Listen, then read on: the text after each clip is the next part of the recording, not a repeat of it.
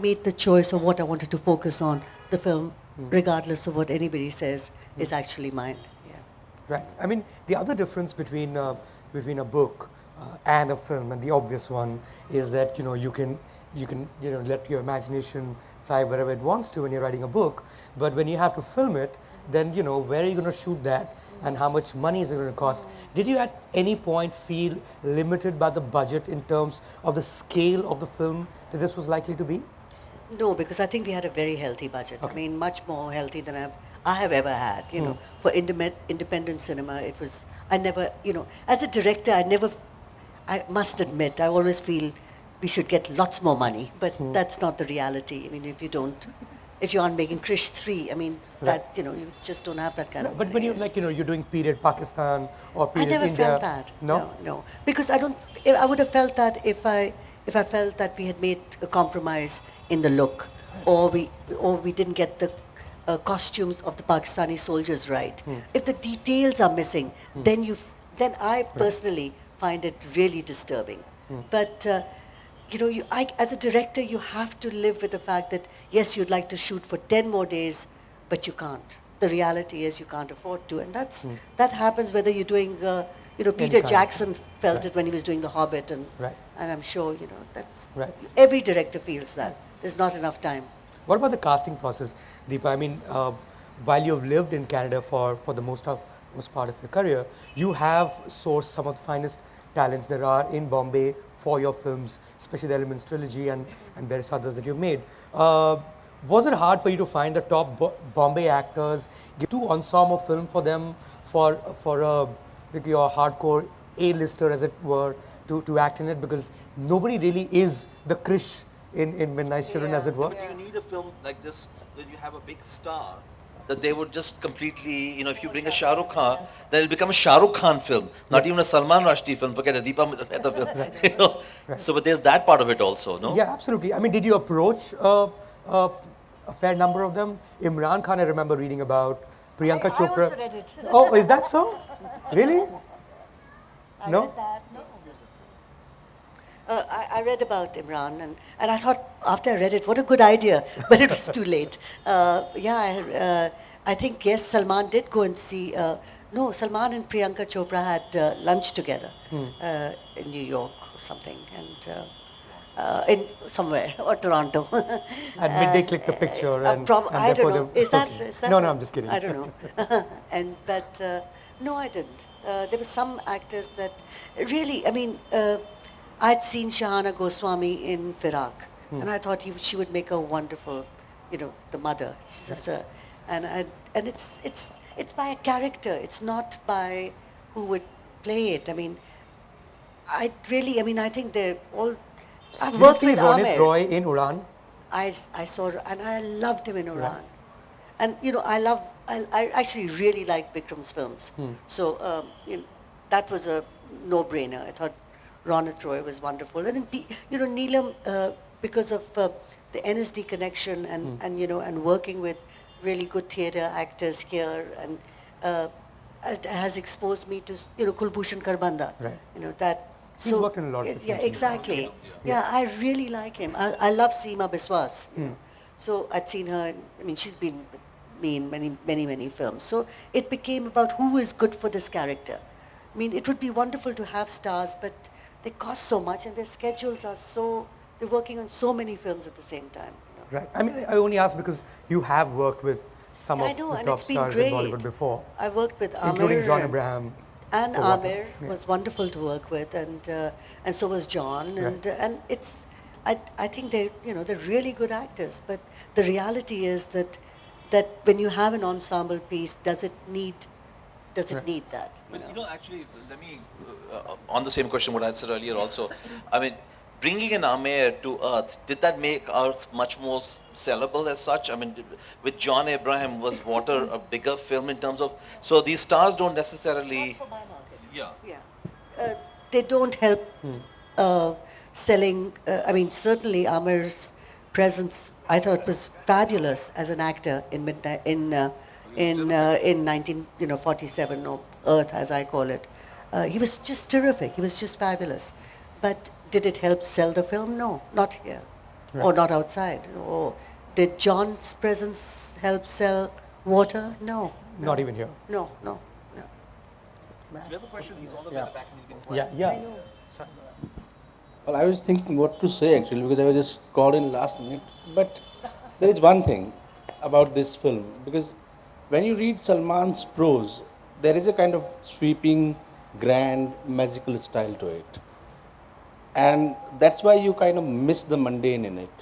What the film does is that it actually, in a very concrete way, brings the mundane to you. So, was it a very conscious effort on your part to keep it mundane, to just You have to define mundane. I think it's not a compliment. yeah? Yeah. Could you define mundane Yeah, for me? I just meant that it's very realistic, it's very day to day, it's very real like. Whereas Salman has a kind of narrative style which kind of takes off. And all of a sudden there is a kind of magical element to it and as he said, there is a kind of fairy tale element to it. What the film does for me is that all the characters, every situation is strongly, very concretely located where it is. So it's a compliment. Yeah, Oh, of okay. course. Yeah. I think it means realistic rather than mundane.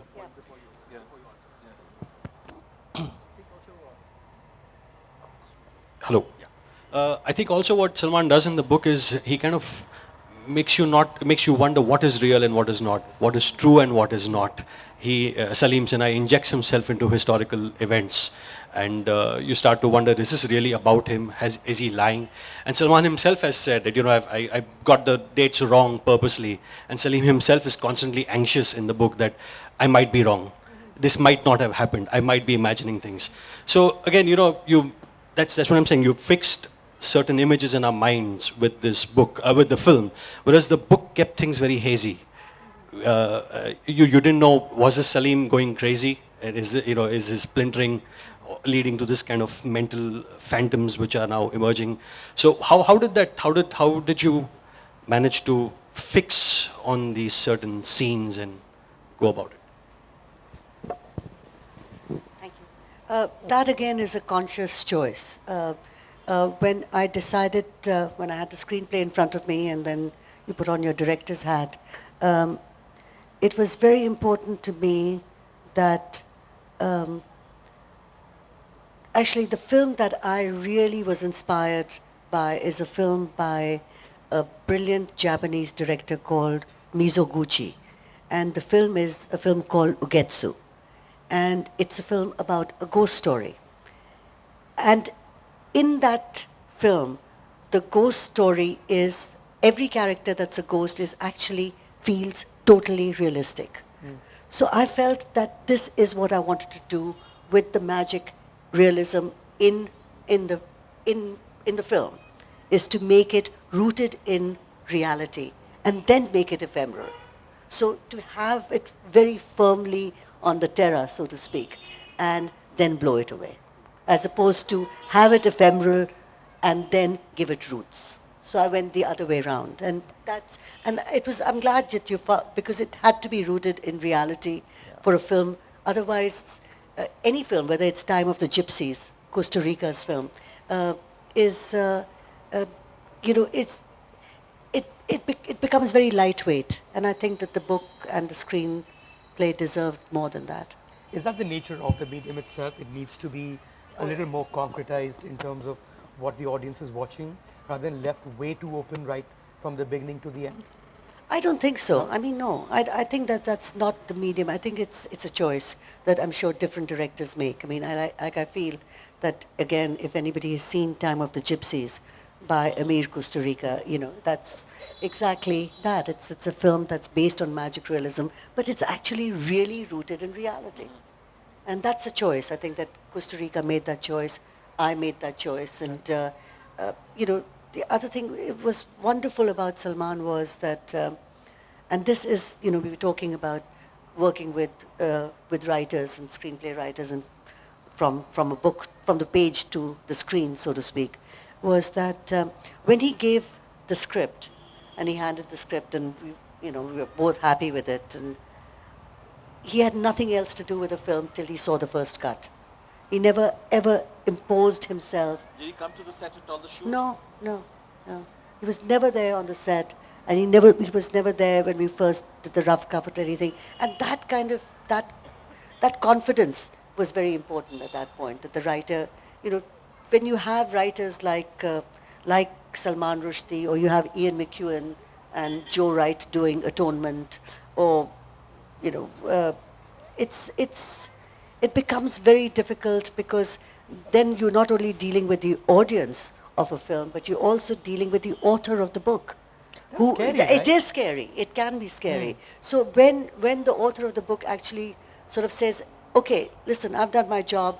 Best of luck, and I think you'll be fine." It's great, you know. Would you hate it if he hated the movie? I mean, Oh, would you hate the fact if absolutely. the author completely hated I the don't know. movie? I don't know if I would hate the fact. I mean, I would be devastated. Devastated. Yeah, of course I would be. I mean, you work together.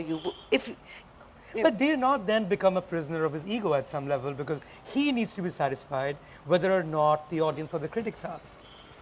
But it's after the fact, right? Nothing can be done about it. It's not a play that you can just say, okay, let's do another tomorrow night. We will do it differently, so the author is happy. Right. It's done. Right. It's fait accompli. And you're glad that he said it's a great film, because Yeah. it's there in the blurbs as well. Yeah, in the no, film. he loves it. I mean, and also, I mean, it was a tense moment when he saw it, and I was really, really happy that he liked it. I mean, it would have been a bit of a drag if he didn't, really.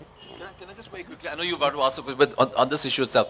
Okay, so he didn't come to the set, but was there a ghost of Salman Rushdie all the time in the set? Did you always think about During the narrations, the maybe? narration? No, the narration was happened of course, much later, much she later, said, yeah. yeah. But was there a sense of people carrying copies of the book also, or everybody had scripts with them? If they'd had books, they could have gone home. No, they all had their scripts. They're all professionals. No, there wasn't. And I think that has a lot to do with the fact that we had very committed actors. And as Neelam was there, I mean, she did the workshop with the actors. I mean, it was so intense. Then it's really wonderful when actors actually help you to go from the page to the screen, because that is a very concrete commitment to the film from the book, because it is certainly what they're reading and what they're performing is not in the book. Were there lots of actors in Bombay clamoring for the roles? I mean, it would I be the don't big know. thing, and you kept it a secret too while you were filming it? The reason you keep it a secret, you just don't want any confusion. Probably. I mean, I had been stopped, filming had been stopped for me many times, twice now, and even for Salman, Midnight's Children yeah, before. exactly, and Right. Midnight's Children, the last time around was stopped. So you just want to be discreet about it. You don't want a tamasha. Making films, as we all know, is very hard work. So you don't want to be distracted by anything. Deepa, a question. Hi. A lot of the events in the film, which make the whole journey of the film to the point where it ends, has a lot to do with the history of India. Considering that the film received huge openings all over the world, did you feel that because it was connected with events, I mean, how was it contextualized for a viewer, aspects of history or politics that are so deeply connected with the 70s, early 80s Indian history? Did you feel that somewhere there was this uncertainty about how to connect with?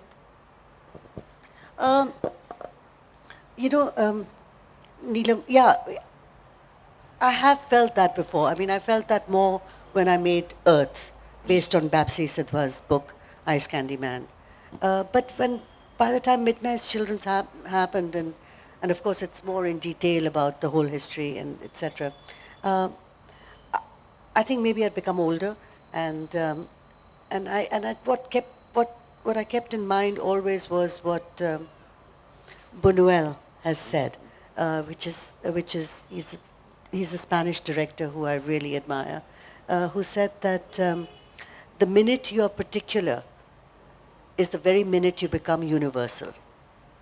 So if you hang on to the particularity and hang on to the history of India and be honest to that, it's the emotions that people connect with. For example, Earth deals about fraction, about ruptures, about divisive energies that have happened in society, which seems to have a universal resonance. But when you talk about emergency, or you talk about sterilization program, or not about the Bangladesh war, that is so specific. I don't know whether it has a parallel, not the emergency so much, but as sterilization. It's I very- mean, I'm just. It's an oppression. It's a Yeah. form of Yeah. oppression. It's a form of a dictatorial gesture, which is, I think, which has its relevance whether it's in the United States with what happened with the Black history, or it's with the Nazis or fascism. Every culture knows what it's like, in some form or the other. Even England, that what it like, whether it's, whether you've read Wolf Hall, or whether you know about Cromwell. Everybody Yeah. knows in history that there is some parallel situation which might not be that particular, like, for example, about sterilization, but has its equivalent. Right. Yeah. So, and some people have said in screenings, I don't understand this. And I said, Google it, What don't they understand? Which part of They do. You see, this for many people. I mean, and Asim, who lives outside, knows that too. Is that whether it's the emergency, this is not the India that they can connect with. They had no I mean, idea. there's also a lot of India that doesn't connect with or has forgotten emergency to begin with. No, exactly. I Yeah. actually, if you remember, I saw the film in Telluride last year, and I remember a day later standing in the line, and in Telluride people